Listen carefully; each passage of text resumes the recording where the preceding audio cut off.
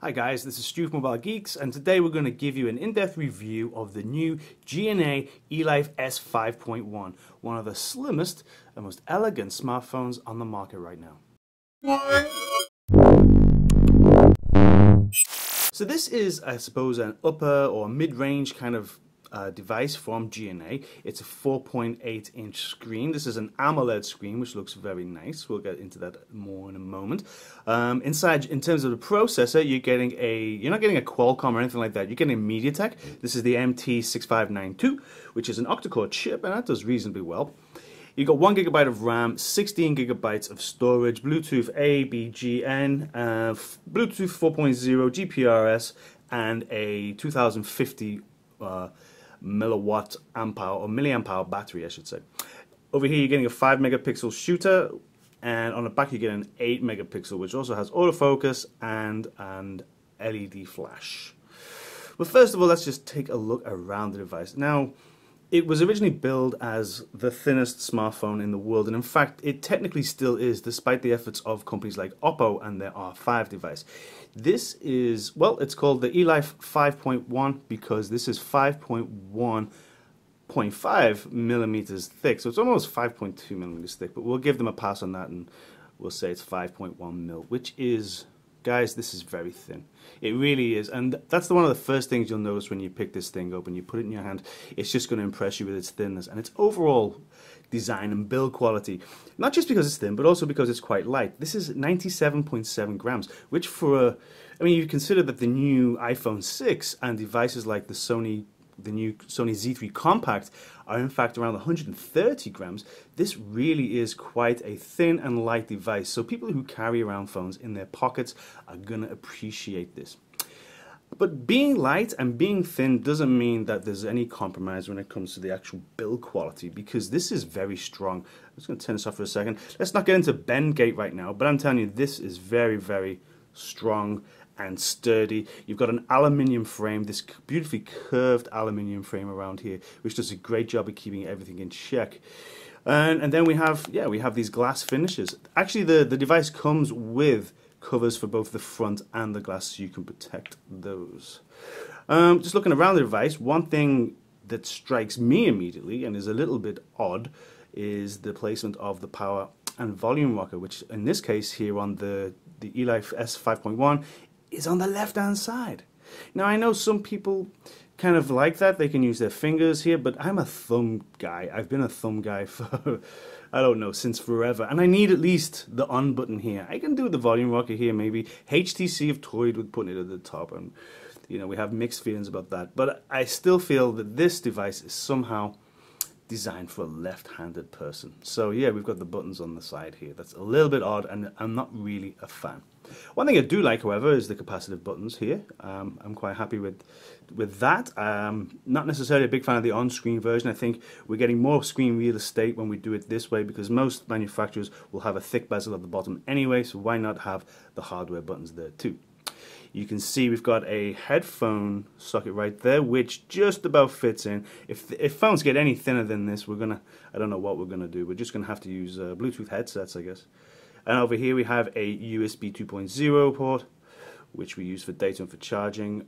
On the right hand side, we've basically got nothing except for access to a small tray, which pops out right here. You just stick your pin in. The pin comes in the retail box, and away you go. You pop your SIM in like that. At the top, you've got nothing. On the back, we've got this Gionee logo right there, which is reasonably discreet. We don't have any logos on the front, so I think that's okay with me. We have a light sensor here. We have the LED flash. We got the 8MP camera there, and down here we actually have our audio speaker, so there's little holes where the audio comes out. So there you go. Overall, I mean, you got to say the build quality here from Gionee is exceptional, I should say. This really is a statement of intent from them. Okay, now let's focus now on the display a little bit. As I mentioned, it's an AMOLED display, 720p, so you're getting 1280 this way by 720 pixels that away, and it really is looking pretty good. I'll just show you for a second. Yeah, we got the brightness up full right now, and this is in quite a brightly lit room, but I found that even outdoors it's doing a fantastic job. We're very, very happy with the brightness levels, which is not surprising from an AMOLED screen. The viewing angles, as you can see, are also pretty awesome. You see, there's no degradation in colors or anything like that. Everything is looking very impressive. Let's just go into our gallery app here. We can go into pictures, and we have a bunch of pictures loaded up here. Let's just flick through these. Hello. Okay, so I mean, the impression I'm getting is that the colors here are very deep, very bright, vibrant. I mean, it's not quite what you're going to get with, say, the new Galaxy Note 4, because it's a QHD display, and it's maybe one of the best displays ever made. You may also want to say the same thing of some of the more recent Sony devices, including the Sony Z3, but come on, guys. This is very impressive. The blacks here, the darker pixels are completely black, and the colors are vibrant, and the clarity is excellent. I mean, this is definitely one of the highlights of the device. We're very, very happy with this screen. And the thing is, you know, people are going to say, oh, it's only a 720p screen, I want a QHD screen. Well, the truth is, guys, a QHD screen is going to give you a better pixel per inch count. You can only get the 306, I think, PPI here on this device.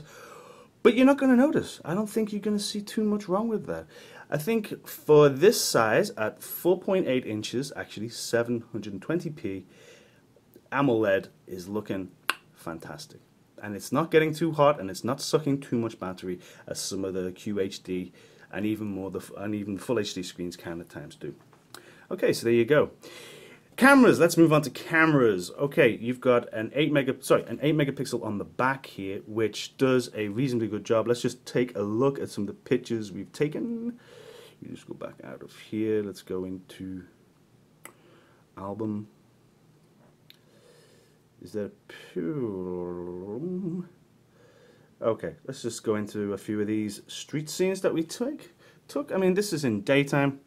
So in daytime, you're getting some pretty decent accuracy.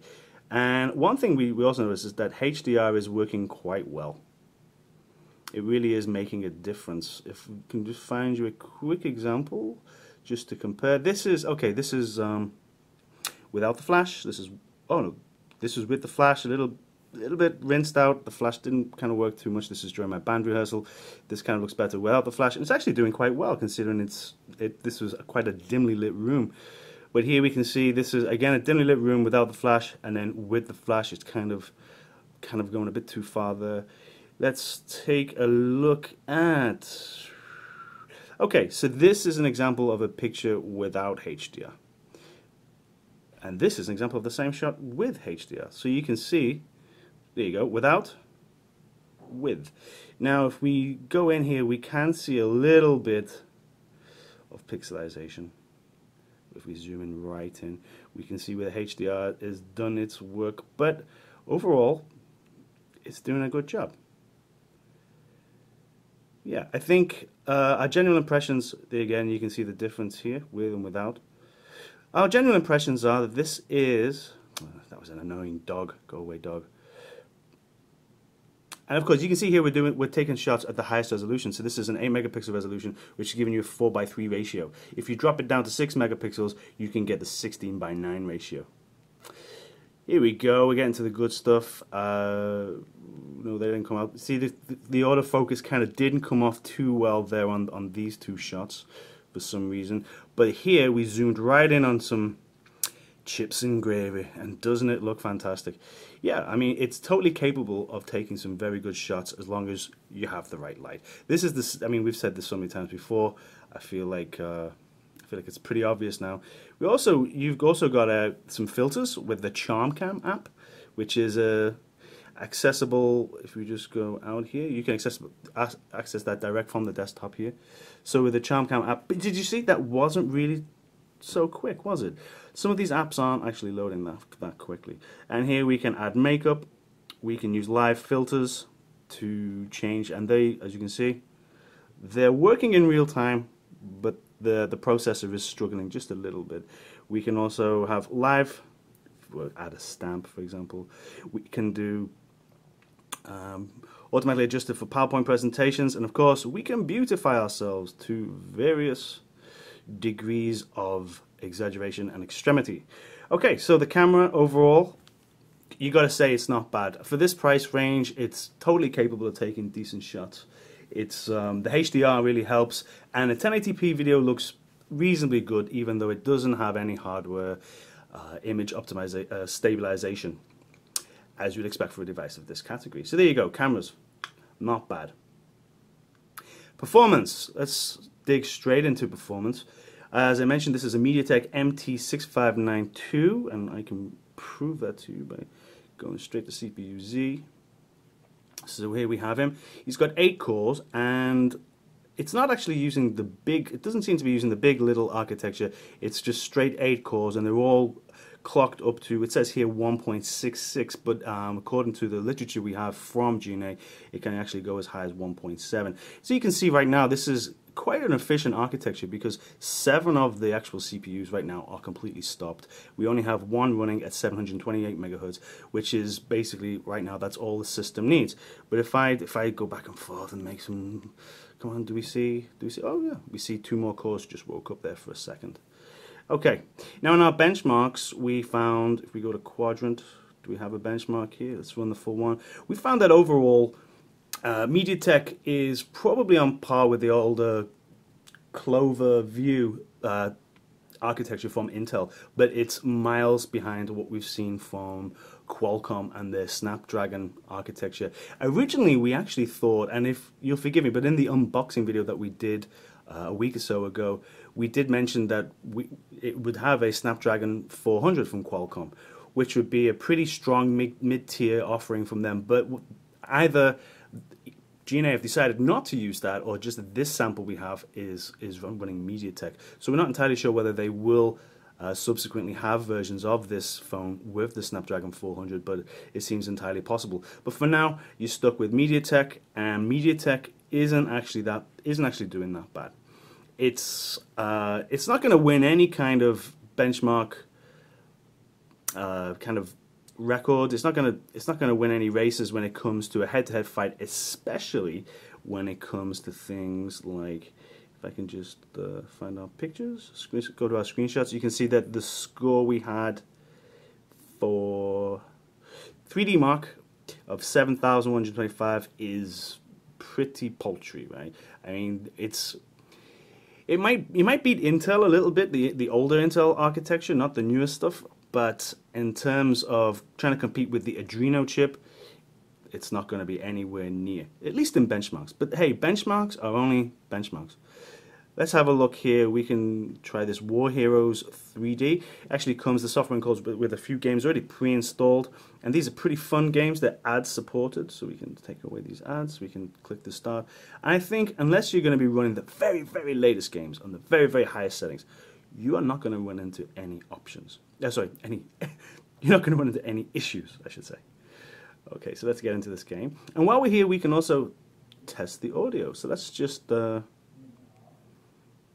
we don't want to buy any new weapons. Come on, just get on with the game. This is a classic game. It's very much like 1943, which, if anyone out there is my age, will remember from the old Capcom arcade games. Let's just crank up the audio here. Oh wait, we seem to have audio turned off on this right now. Let's pause. Options, let's get that audio going on. Here we go. Resume.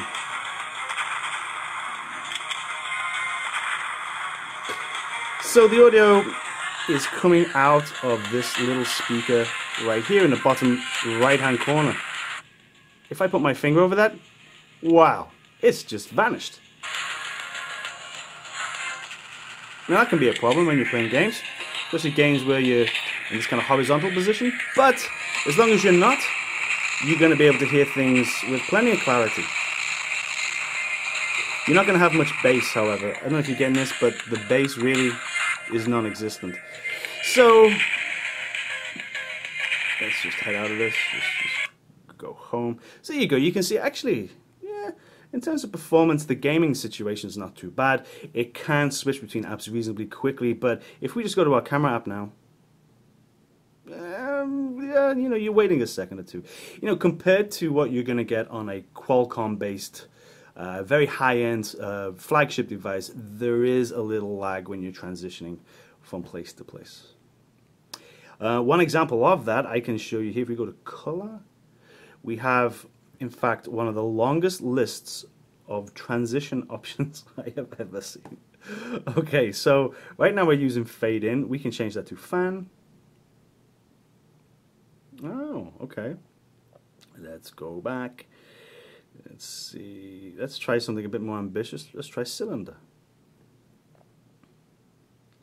Now you're starting to see the GPU is lagging a bit, and the implementation itself kind of stutters. It can't quite keep up. If we go to, let's try one that's absolutely nuts. Let's try tornado. You ready? Get a load of this, guys. Oh, no. Like this.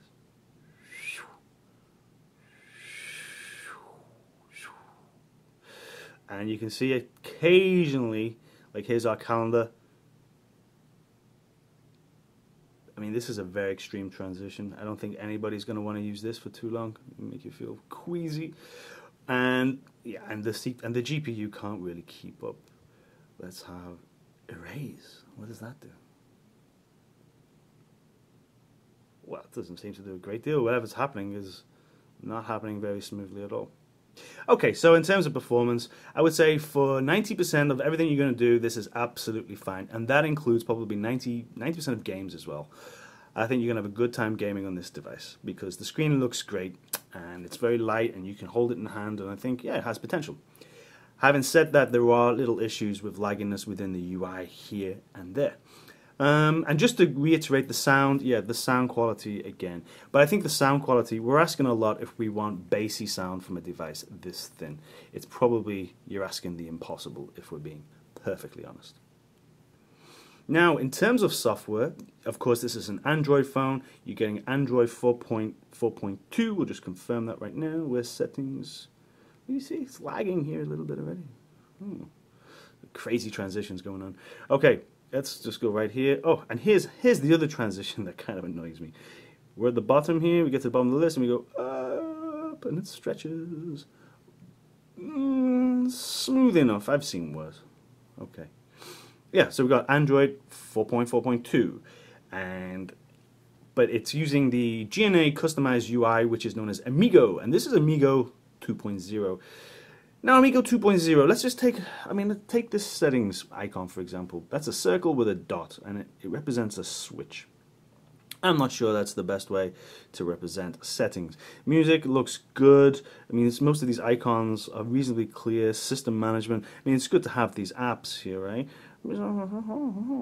Right, and it's gonna help you clean memory. It's gonna help you clean your rubbish. Power optimization. I mean, they've added plenty of apps so that you can try and optimize and keep everything nice and tight. Because as we know, every once in a while, well, not every once in a while, say after a few months, phones can get a bit slow, especially if you've got lots of apps installed.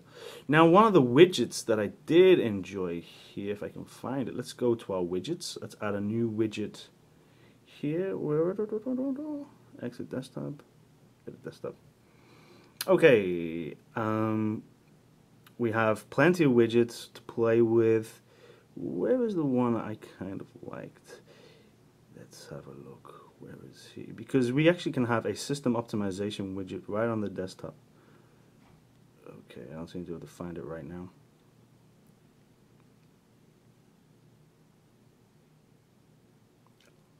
Okay. Quick switch. So we can just hit this, boom, speed up, and there you go. You can see that it's kind of turned off a few of the apps and cleaned up our memory cache. So I think that's pretty handy. And yeah, Gionee have definitely tried to make sure that you've got plenty of opportunities to make your phone run as quickly as possible when it comes to how it's handling the 1 GB of memory, which is not a lot of memory. So I think the company realizes that it's good to give the end user plenty of opportunities to keep things nice and slick. Now, in terms of your notifications drawer, you can just pull down like this, and there we go. We have our notifications. Also, oh, well, for some reason, we're in New Delhi. That's a bit odd. But if we click here to settings, again, now this is cool. I quite like this. Not only do you get a lot of options here, and even more, you can choose to have any of these There we go, we have our bendy transition again. Any of these to that quick settings area. Let's just go back again, and we can access that with 2 fingers, like so. So yeah, so let's just try that again. 1 finger bringing you into notifications, and 2 fingers bringing you into settings. And this little rocket guy is cool. You click him, see right now we're using 62% of our 1 gigabyte of memory, which is, come on. What happens if I want to open a browser? Do I have enough space? Do I have enough memory? So we can click this guy, and he's gonna, oh, here you go. He grabbed us an extra 3%, which is not bad. But I quite like the way this has been organized. It's very simple, and it's very easy to access stuff like Bluetooth. Very easy to, hey, Bluetooth, so there you go. It's all happening. Go away, go away. Okay, so, and hey, let me just show you this as well. If you want to access your notifications from any screen, you just pull down. There you go. You don't have to pull down from the top, which is great for one-handed use. Boom, there you go, you're in. Okay, so let's try and come to a conclusion here. For a $300 device, this is definitely one of the thinnest and elegant and well-constructed devices that you can buy. It's totally solid and lightweight, and I think it's going to have a lot of potential with ladies. I mean, not just ladies, but anybody who's used to a kind of smaller phone, maybe has smaller hands. I mean, a 4.8-inch device in this day and age is definitely on the smaller side of things. So there's that. It's small, it's thin, it's light. There are issues a little bit. The performance could be better, especially in terms of how it's optimized with the UI and how it works with transitions and sometimes app switching and stuff like that as well. But overall, I wouldn't say that that is a deal breaker. I think overall, you're getting a very, very solid offering. And for the price, I would say that there's a certain segment of Android phone users who are really, really going to enjoy this piece of kit. Anyway, you let me know what you think in the comments below, and don't forget to read the full written review that we've done, which goes into everything in a bit more detail and includes a comprehensive score sheet, so we know exactly where this guy sits in comparison to other devices. Okay, so there we have the Gionee Elife S5.1. I'm Stu from Mobile Geeks. If you like this kind of stuff, don't forget to subscribe. Thanks, guys. Bye-bye.